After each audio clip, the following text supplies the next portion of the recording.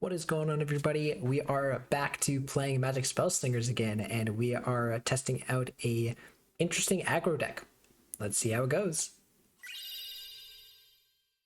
What up, what up, what up? Welcome back to my channel. I'm Rox Squad, and here we do all things Magic the Gathering and now Magic Spellslingers. Magic Spellslingers has become one of my kind of favorite games, playing it on the regular now.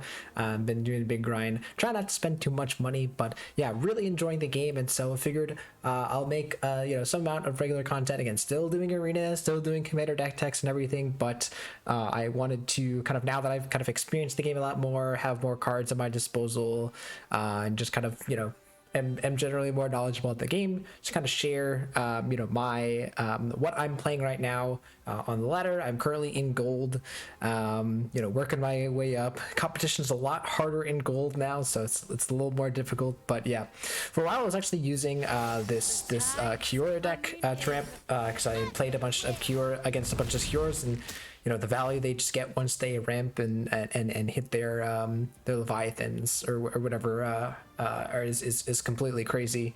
But I am staying true to my Izzet's nature, and this is kind of what I've been having the most success with overall. It's kind of good at the different matchups, and that is Izzet aggro. So we've essentially just got this aggressive deck with Chandra. Chandra's ability dealing 4 damage right at the start of the game, really good, especially for some of these planeswalkers that have lower starting health totals. So kind of like Kaya, or even I think, was it Rawl? Rawl has 25, right? So he kind of starts at 21 health against us. So right out of the gate, that's a nice splat of damage. And then the rest of the deck the whole deck is just the most aggressive creatures that we can run, and then we're combining it with blue cards. Now you might ask the question, why would you do that? Well, in Magic, actually, one of the decks that was really popular before Treasure Cruise and was banned in Modern was Mono Red Cruise. Some of you who play the Modern format will be familiar with this, where essentially you're playing a Mono Red aggressive deck. It might be Burn, it might be something like that, and then you run Treasure Cruise to refill your hand. And we're essentially doing something very similar here, where we're running just aggressive creatures. So we've got some 1-drops here, just 1 mana 2/2. So we've got Filigree Fox and Ezra Pyromancer. Pyromancer here is Fox here, I should say, is a budget Pyromancer for now. I'll eventually craft a second one. We've got Blast to give us our stuff +2/+1, Shock for obvious reasons, and then Raging Goblin, right? And then in our 2-drop slots, we've just got a bunch of these aggressive 2-drops. So Overgrown Iguana have been good, having Trample and just having 4 power. Fire Elemental is an obvious one. I would like to have some more 2-hit wonders. It's just really good at getting past the early blockers, just dealing with damage every time. So like it kills right at 2 mana. Where is it? 2 mana 2/3s, right? It kills opposing fire elementals without taking any damage. So you can already see how 2-hit wonder might be good here. This is both on blocking and attacking, so yeah, really good here. And then Goblin Shortcutter here for obvious reasons. Again, we're trying to be aggressive. And then this blue card here, Welkin Turn, might not look so hot, right? It's just a 2 mana 2/2 flying, but it does get the job done when it's played either in the early games, just getting past the ground blockers, or in the late game. If our opponent's at like 4 life, we just play this in the late game, attack with it twice. Maybe they don't have any blocker, thing with flying or reach, they don't have any removal for it, and just attack twice with our turn on each of our turns and win the game. And it sounds funny, right? And then the most important blue card here is Divination, right? So this is our Treasure Cruise. This is the thing that's going to give us that card advantage, keep the fuel, the fire going, draw our cards, and play more spells. Divination works really well. Again, any kind of card draw works better when your cards are cheaper, right? If you're drawing 6-7 mana spells, you're not going to be able to play those cards effectively. But since our deck is so cheap, divination is really, really good. The other blue card here is Fire Mind Bolt, which is essentially, to me, is another divination, right? It's 3 damage, which we would already play, right? It's a better shock plus a card draw. So really, really powerful card. The fact that this can hit both creatures and face, again, just like shock and everything, really, really strong. And then, you know, kind of at the top end of our curve here, Dragon Hatchling and Minotaur, you know, both staples. I really, really like Axe Fury Minotaur for these kind of budget aggressive decks. Just topping off your curve, being a 6/6, smacking your opponent in the face. Worst case scenario, it's a 4-mana 4/4. Like that's more than serviceable, right? And then I've really enjoyed this card, Rage Beast. I think I just like got 2 of them, you know, just from opening packs or from deals or something like that, maybe in the shop. And I wanted to try it out, and it's pretty good. So again, if you are, after you've cast your divinations, after you've cast all your stuff, you have this in your hand, you play it, it's the last card in your hand, it's a 7/7, and it's got trample. If you have this plus divination, worst case scenario, it's a 6/6, right?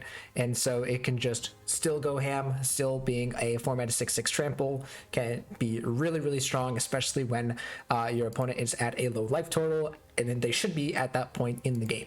And then we have 1 Lava Axe. You're gonna love to have a second one. This was previously, I think, the 6-mana 4/4 Haste Dragon, whatever it is.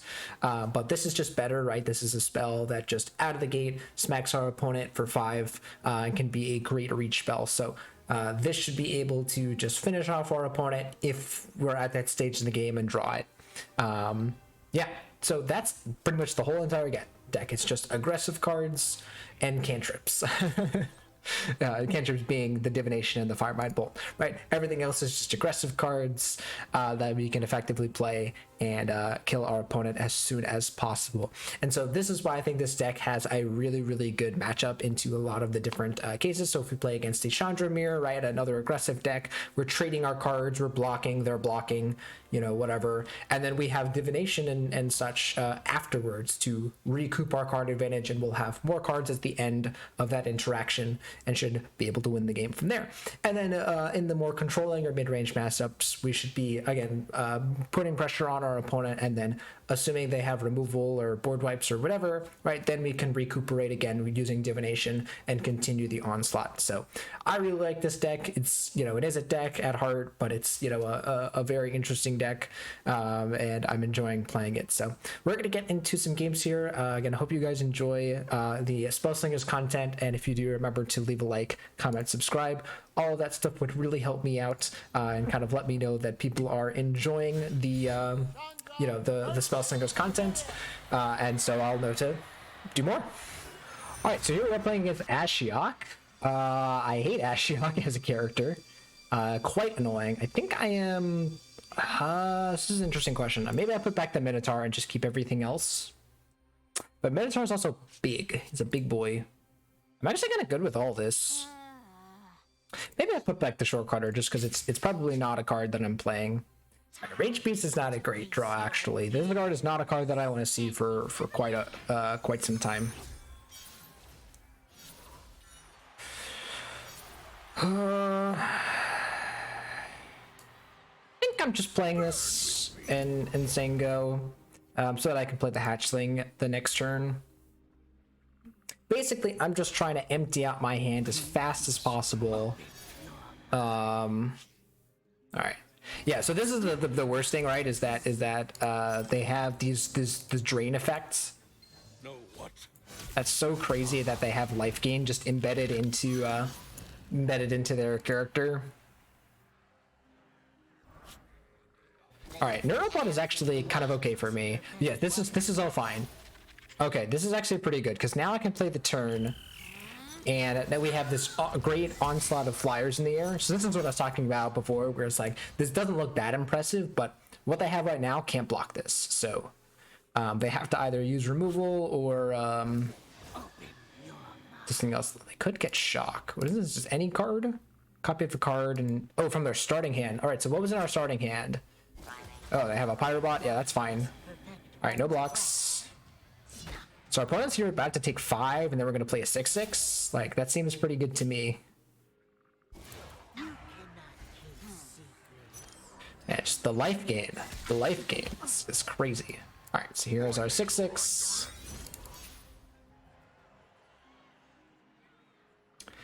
I think we're blocking this. I think we're trying to not. Oh, that's brutal. Oh, that's really brutal. Yeah, I think we're trying to not take a crap ton of damage. They're gonna path my guy. I don't think I can, yeah, afford to not block and lose all of my aggro potential. So we're gonna be on 6 mana. So I could bombastic boost. That's definitely happening, right? Then it's a question of like, all right, so we're attacking, and maybe we just like play a 4/4. It really sucks, right? But I feel like I have to. Next turn we can play like the cat plus plus the axe. So yeah, this is one of the cases where, again, because I didn't want to. This is why I didn't like drawing these early. Is you really want to draw them later on, when you have more mana and more ability to empty out your hand. You know, that's not great, but it does mean I get to block.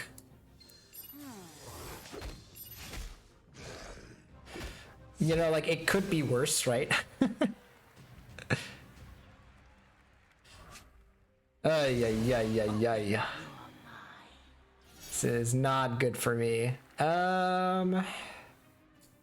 Let's just cast this, and then we'll cast our Lava Axe. And then next turn we should be, if we don't draw something super expensive, we'll be able to play whatever we draw, play our Shock, play our Rage Beast as a 7/7. All right. Okay. Oh, yes, I forgot to mention our land, but our land is quite consequential here. Being able to just randomly deal damage. A lot of times this will just like outright win us the game. So I think I'm just gonna, I think I'm actually shocking their face. Yeah, I'm gonna shock their face and then empty out my hand.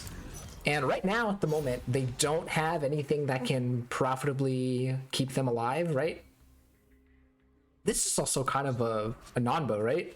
Ooh, this is scary, right? Alright, so depending on what this is, we might instantly lose or instantly win, right? They have something like a heal or a removal. Imagine if they like get like Day of Judgment. It'd be brutal. Oh, and they get to play it too, so they also get to add another nightmare. 4 nightmares in our deck, 19 cards. That's actually very fine. Really? I think we're good. I think we just play this and attack with everything. They could have a trap, but I don't think we play around it.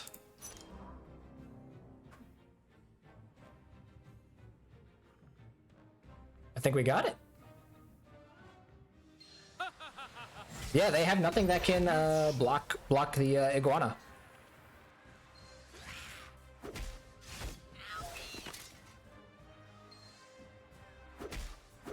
Yeah, iguana having trample is huge. If it was just a 2-mana 4/2, I don't think it would see it.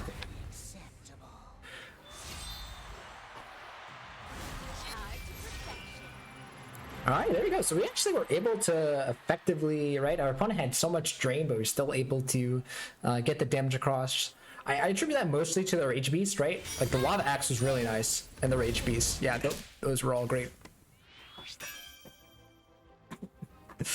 My dog's here to say hello. Hello. All right, on to our next match. Hi, sweetie.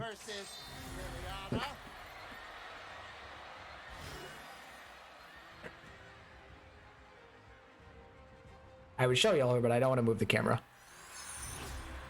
All right, so Liliana is actually more of a rough matchup. I don't really like it. I think I'm gonna mulligan like this. I do like the bombastic boost with the iguana, especially with the pesky blockers that they might put in our way. So let's see what they play here. They play the 1/1 Relentless. It's gonna be annoying. Yeah. All right, I think we're just slamming this. Turn 2, I can actually boost and shock that, and then we'll be able to like get a little aggro. All my fans are diehard. Huh. So this might seem weird, but I'm actually gonna block.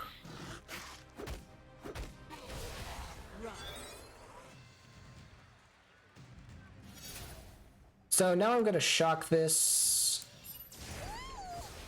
and I could. Actually, I don't think I want to do that yet. Yeah, I think I'm just gonna get in there. Bam. Because now I can play our dragon hatchlings and go nuts there. And now if we draw our rage beasts, that would be awesome.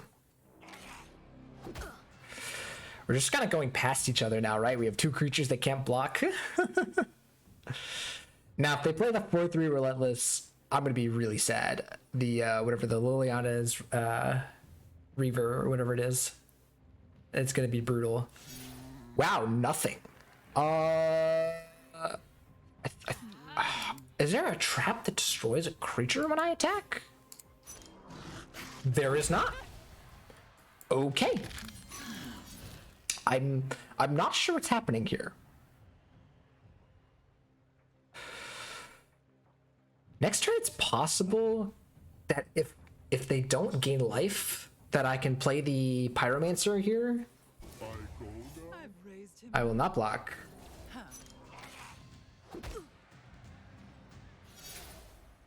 Oh my goodness. Yeah,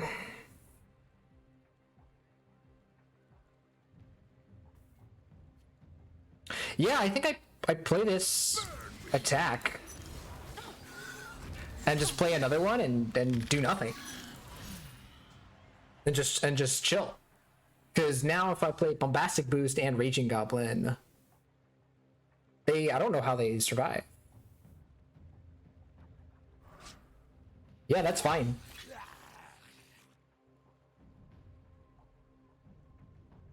They have to remove these flyers or they're dead.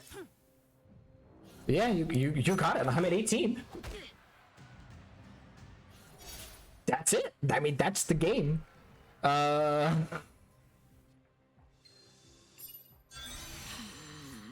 don't think I want to attack with any. Oh my god, they just left. They just left. That is how you defeat Liliana, folks. That is how you defeat Liliana. For now.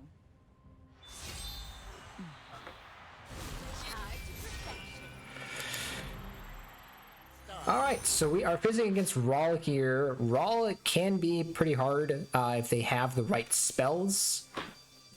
Do I want the shock? That's the biggest question. I'm not sure if I want this fire elemental. A lot of their early turns is not doing a lot, but I think...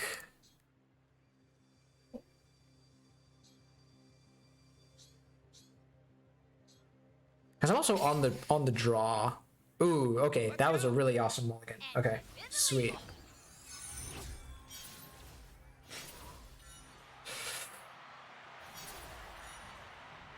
Do I just want to play 2 Raging Goblins? I think I do.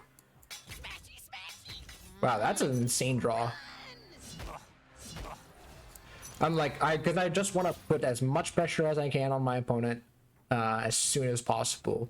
The more time I give them to dirtle around, do their spell stuff, right, is the more opportunity that I have to lose. Sorry, my dog is staring at me. Hi.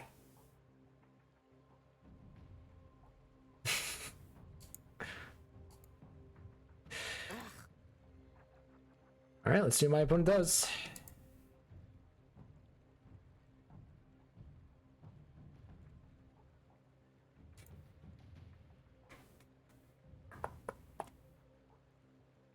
All right, so this is the exact thing that I kind of wanted them to do, which is nothing.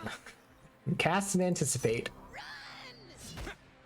All right, and then I'll just slam a fire elemental, and they can do whatever they want. They might play their 2/4, the Kitsu Pyromancer, whatever it is. That is rough. I'm not going to sugarcoat it. That is pretty rough. But I have a Minotaur here. Actually, yeah, right. I should just play this. and then play my two drops next turn. Maybe save the hatchling until they've kind of used more of their removal. That is all right. This is fine. This is fine. Yeah.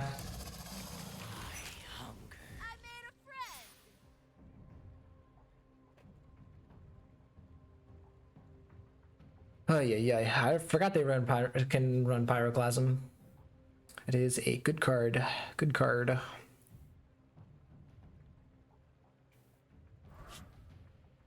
want to know everything. All right. I assume we'll have a spell here.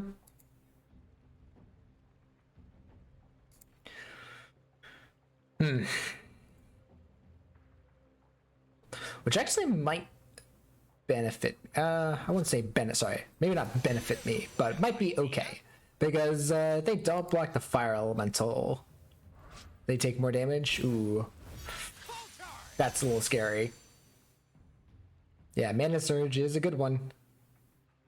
That is a good card. All right, there's the Ember Mage that I was talking about. They could block both of my dudes, and that would be rough. Where's our divinations when you need it, right? This is like the scenario where we kind of like want to because we want to attack them and then, you know, cast our divination, right? Jesus, more mana. Even more mana. All right.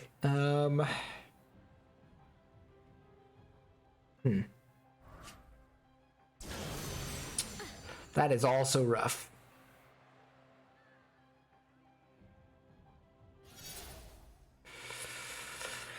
Goblin Shortcutter. I could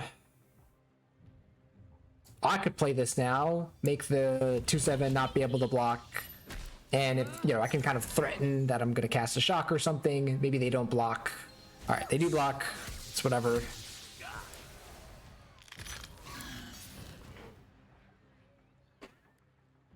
All right, hold on, I gotta let my dog out.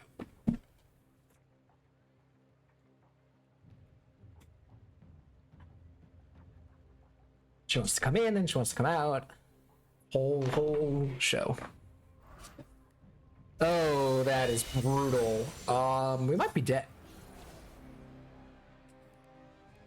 Take this. 2 damage in the grand scheme of things doesn't really matter that much. I mean, I'll cast it. All right. They get their land trigger. Where's our land triggers, right? I would love just free damage. Snipe this. Deal 2 to the face. It's at random, but like, you know, crazier things have happened. All right, come on.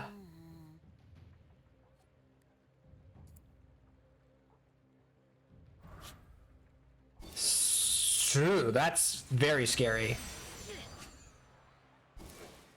Wow, that's a really interesting use of that card. That's very interesting. Oh, it was created by a Fountain of Magic. Okay. Oh, wow, we're just dead. And that's raw for you. That's the combo deck. Surprise, surprise! I win again. We're on the draw again. Man. Never be on the play. I think I'm just gonna put this back and hope to draw. That's not bad. I was gonna say some kind of 1-drop, but that works too. We're all on the draw, so like we could just play Iguana and go nuts. All right, let's see what they got. Oh, Agiac starts at 22 health, so like, yeah, that's another great thing as well, probably for us. All right.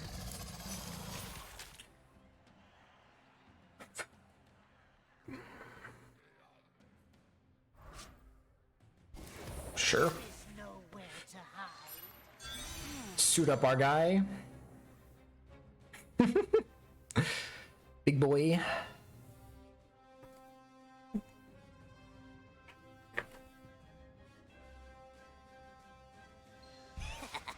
Wow, they actually block with their big guy. That's very interesting. I did not see that coming. What do they play now? They could play their flyer, whatever it is. Got a 2/2 flyer? Sure. One must perfect one's craft. So I could play the hatchling here, but I would rather again just be as aggressive as possible. This puts a lot of pressure on my opponent. Okay, they get put to 8 here, and again, I don't mind them pecking me in the face for 2. I care more about being able to smack my opponent in the face. All right, that's a little bit annoying. Yeah, that's fine. We'll go right Actually, this, if they don't block, puts our opponent to 5. Okay, yeah, they're playing smart. They're playing around Lava Axe.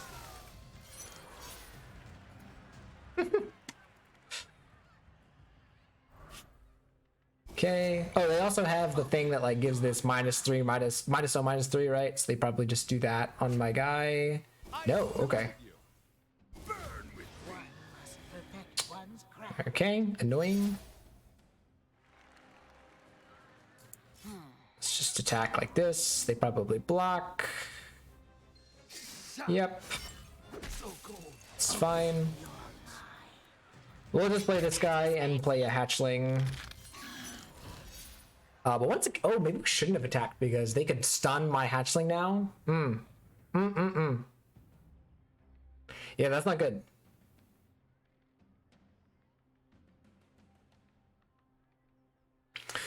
We probably didn't have lethal anyways because we have how many nightmares in our deck, and oh, they also had that. So I guess it didn't really matter. It didn't really matter. One's craft.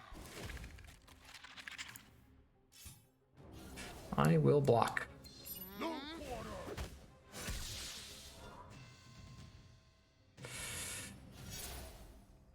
Get the fox. Okay, the nightmare triggers. That's fine. Just play these. So we're at a healthy life total, and you know they have a couple of nightmares in our deck, but I'm still feeling okay. Not if they keep removing my guys, and not if they keep doing that. Yeah, you got it.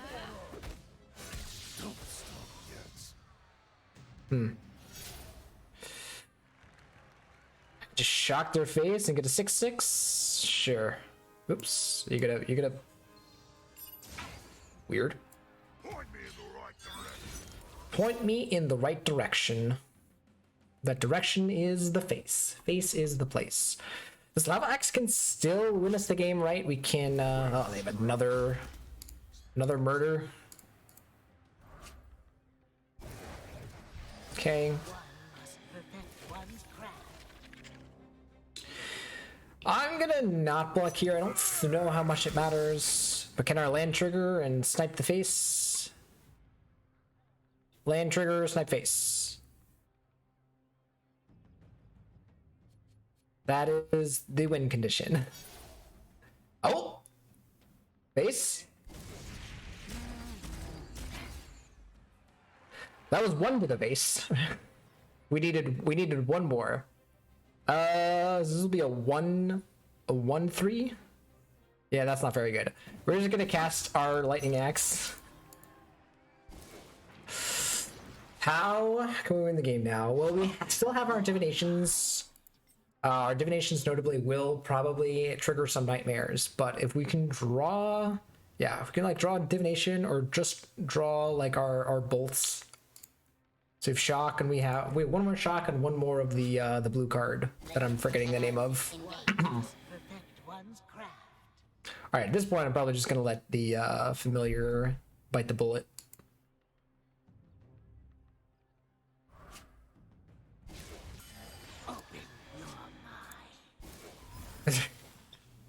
Okay. Oh, they're just casting all of these. Oh my goodness, they got a rage beast. They got a rage beast. Oh, snipe the face? Snipe the face. Snipe the face. Come on. Oh no. No. Gates are an open door.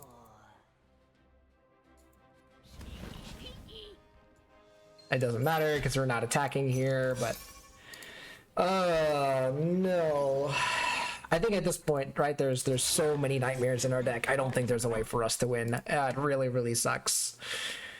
I mean, so many draws that could have just easily oh my goodness, that's disgusting. Now they add even more nightmares. That was like, where did they get that card? From Fountain of Magic. Oh my goodness. One must perfect one's craft. Yep. Yep. One must perfect one's All right, craft. we're gonna block this and go to 6, and we will probably die. I guess land trigger? Nah, yeah, okay. All right, that'll do it. That'll do, pig, that'll do. Let's call it a wash.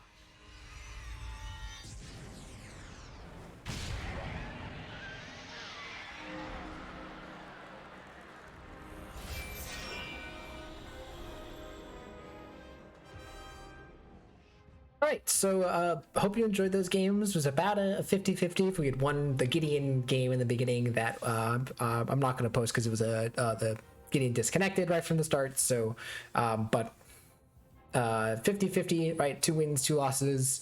2 against Ashiok, right? And 1 against Rawl and 1 against Liliana, right? So we beat Liliana and Ashiok, and then we lost to Rawl. They just had removal for our early threats, and then we're able to combine a very powerful combo to win from there, inverting their creature, right? That was very interesting. I did not see that coming. And then losing to Ashiok, just having way too many cards that can kill our things, and then just being able to drain us out of the game and prevent us from being able to kill them. But you can already see how those games could have easily ended up in our favor. Both those opponents got very low on life. That Ashiok in the last game was at 1 health for a majority of the game, and any trigger from our land that went face, right? If the first active volcano trigger we had, if an extra one went face, right, we just won that game. If we drew any of our Firemind bolts or shocks or anywhere from that point on, we also could have won, but sometimes that's how it goes. And also, again, those matchups tend to be harder anyways. Ashiok having that life gain ability is pretty tough, but as you can already see, we didn't really get to see divination in action, but that means we just have access to our other spells. Firemind Bolt we cast a couple of times and got to draw some cards. Welkin turn showed itself in there a couple of times, right? Just going turn to turn, and Dragon Hatchling, and all of a sudden you have this flying army that's dealing 5 damage a turn. That might be difficult for your opponent to interact with. Rage Beast also has been an all-star for this deck, just playing out your hand, getting your 7/7 or 6/6, and then drawing a cards after that point is a really, really powerful sequence that can deal damage and keep the cards flowing. So anyways, this deck isn't perfect. I'm not like saying like you should this is the top tier deck or whatever. This is just what I'm experimenting with. The 2-color planeswalkers definitely seem to be a little bit more powerful, given that you can run an equal amount or a more flexible amount of colored cards. The mono-colored planeswalkers seem to be a little bit more constrained in what they are doing, because we can only run a couple of cards of one other color. So it is what it is, right? But Chandra gets access to some really, really powerful cards in cards like Fire Elemental and Blitzing Minotaur, right? So these cards can put heavy pressure on your opponents and hopefully get them before they set up their engines or whatever. that's gonna do it for me. I hope you guys enjoyed the Spellslingers content. I know I had so much fun the past couple of streams and playing this, making this. So hope you guys continue to watch. And again, if there's suggestions you have for my Spellslingers content, decks, events, the way I do these videos, I'm always open to hearing suggestions. So let me know in the comments below what you think. All right, guys, I will see you for the next video.